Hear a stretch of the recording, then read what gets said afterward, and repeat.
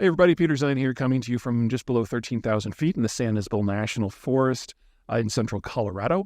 I am just below the saddle between Mounts Sherman and Sheridan, which are a low 14er and a high 13er, both Centennial Peaks here in Colorado. This area is rich with Colorado mining history dating back to the 1800s gold rush.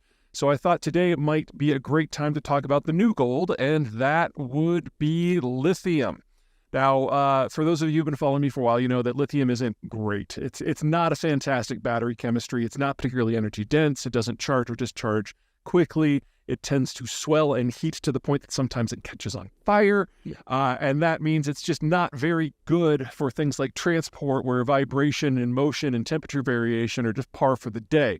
But it is the best that we have.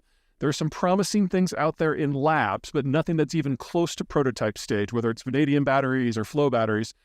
We don't have anything else that we can produce in volume to provide 1/1000th of 1% of the global vehicle fleet to go EV, except lithium. So for at least the next 15 years, it really is the only game in town. I would love for that to be not true, and who knows, maybe we'll have some material science breakthroughs tomorrow, but even if we do, it's another 10 years before that's going to enter mass manufacturing, and that's assuming that we already have the input stream for whatever it happens to be. And that's kind of the problem with lithium. Now, lithium is produced in two ways. You can do your traditional mining, whether open pit or shaft, in order to get the rock, and then you pulverize it, and you turn it into concentrate, and then turn it into metal. Or you get something called spumante, which I'm sure I just butchered the pronunciation of. We're going to put the phonetics here for you. Which you can then dissolve in an evaporation pond, throw in some acids and chemicals and everything, and it basically separates the lithium carbonate from the rest of the rock, and then you can turn that into concentrate. Now, there are two big players in global lithium that collectively produce about 3/4 of everything we have. The first country is Chile, where they produce it via that evaporation technique high in the Atacama Desert. Where the desert really helps with the evaporation. And unfortunately, their expansion plans have kind of stalled because they're in the process of trying to nationalize their industry. Now, overall, it'll probably be a good thing in the long run because it'll be a more compact, sustainable supply chain closer to American and European consumers, less dependent on having to get processing done in China. These are all good things, but they don't happen for free and they don't happen for overnight. And Chile is a country with under 20 million people, so simply the labor in this very, very remote region is going to be a challenge for them. It's a 10 to 20-year process, and that's 10 to 20 years where Chile's participation in lithium production is probably going to stall.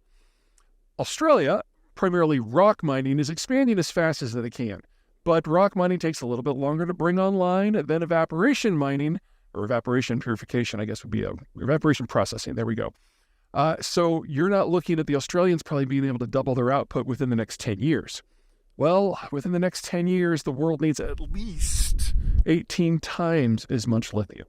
So lithium is going to go from the fuel source of the future to something that is a more precious commodity, which is going to shape everything in the electricity space. And if we're going to try to electrify transport, shape everything in the transport space too.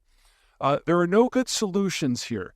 Right now, the majority of the world's processing capacity is in China, and we're going to lose all of that.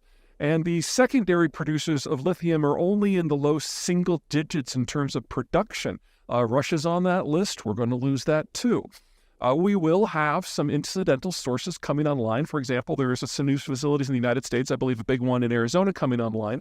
But again, within 10 years, they collectively are probably only going to be increasing overall supply by 20 to 30%.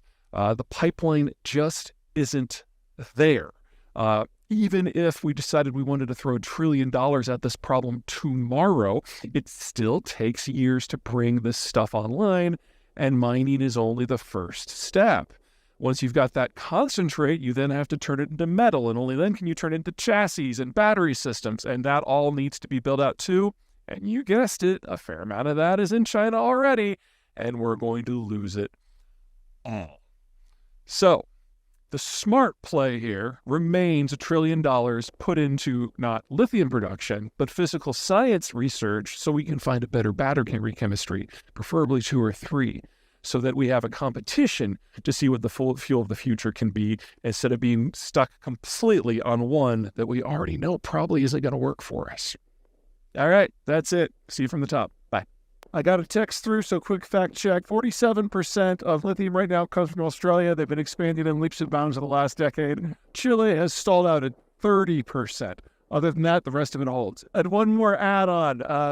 Australia has negotiated their way into the Inflation Reduction Act. Remember, they have a free trade association with the United States, so they were able to join, and they will benefit from the subsidies for green tech that the Biden administration has established. That means the United States has preferential access to Australian uranium and especially lithium. And as Australia's lithium industry expands, they'll be doing more and more processing, so this will eventually turn into lithium metal.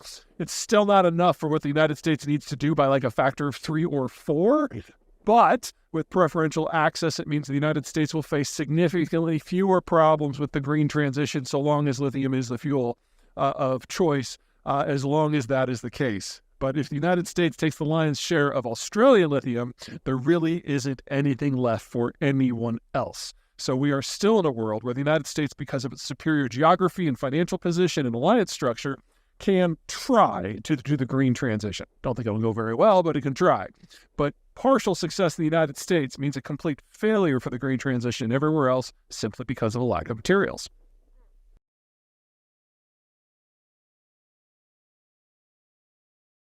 Hey everybody, Peter Zeihan here, coming to you from above Denver, and today's topic is the Panama Canal and its impact on trade now that it's largely shut down or partially shut down. But before we get to the bad news, let's cover some good news. I do have good news from time to time. We have had another matching sponsor come in, adding another $10,000 to the match. So if you would like to donate to MedShare, which is a charity that provides medical assistance to communities who cannot look after themselves for reasons that are not their fault, specifically the Ukraine Fund, where the Russians have started bombing the power grid in an attempt to kill as many civilians over the winter as possible, now's the time. Because the first $90,000 that is donated to the link and the QR code that we're attaching to this and all of our videos for the foreseeable future are going to be doubled for the month of November. So up to $90,000, I mean, basically you're doubling your money. That's a better financial proposition than Bitcoin, in my opinion, but bygones. Anyway, now is the time, so please be generous. We're doing everything we can. The money is rolling in. It's looking very positive, but every little bit helps. Okay, with that behind us now, let's talk about Panama. It hasn't rained really in Panama in several months. They are in the middle of the most intense El Nino on record. And unlike most canals that, go up and over and therefore have on continental lands and so have lots and lots of water to draw from, Panama is going from ocean to ocean, sea level to sea level, and it has to go up a few hundred feet, and which means that aside from the first and the last lock, which touch the ocean, everything else is water that comes from the sky. And it is an isthmus, and so there's not a very large water catchment issue. And that catchment issue also has to supply all of the water for the city of Panama, which is about home to 3/4 of the population of the country. So you get a prolonged drought event like they're in the middle of, and things are bad. If anything, it's worse than it sounds, because we're supposed to be in the middle of the wet season right now. The dry season starts in about 6 to 8 weeks, and so they know that this is going to get worse before it gets better, and they're probably going to have to wait till the next wet season, which isn't going to start until the beginning of next summer. In the meantime, the number of ships transiting the canal has already dropped by over a quarter, and of the ones that are still going through, they've had to reduce their draft by about a quarter, which means that the amount of weight that they can carry is reduced by about 40%. So the bigger ships aren't going in at all, the smaller ships are carrying less, and it adds up to very, very roughly-ish a 50% reduction in the throughput capacity of the canal. Now, for the United States, this is kind of a big deal. This is the piece of international infrastructure that we use by far the most, even more than that big bridge over the Great Lakes going to Canada. About 6% of global trade transits the canal. Most of that trade is from the United States, very heavy in the commodities space, energy and especially foodstuffs, going from the Mississippi and the East Coast into Panama and then across the Pacific. The alternate route is a few thousand miles longer. It crosses the Atlantic into the Mediterranean through Suez, around India, and then up to East Asia. Much more expensive route, takes a couple weeks extra. It's not the best solution, even once you consider the extra cost. Keep in mind that really all it takes is one Filipino crew on a container ship throwing a party at the wrong time in the middle of the canal, and the ship can get stuck. And then that shuts down too. There's not a lot that anyone can do here. Building up the alternative infrastructure to ensure a backup water supply would require a few $1 billion in several years, and you would still have to wait for it to rain to fill up those reserve reservoirs. So really all we can do here is wait. About the only thing that I could suggest, and this is something that I think it's high time we do anyway, is for the United States to massively expand its production footprint in the processing of the raw commodities that it exports. Not only would you then have a much denser value ratio to weight and bulk for the things that you export, but there'd be a lot more economic activity generated within the continental United States as well before you even get to the export component. Anyway, that's my 2 cents. That's all I got for today. Everyone take care.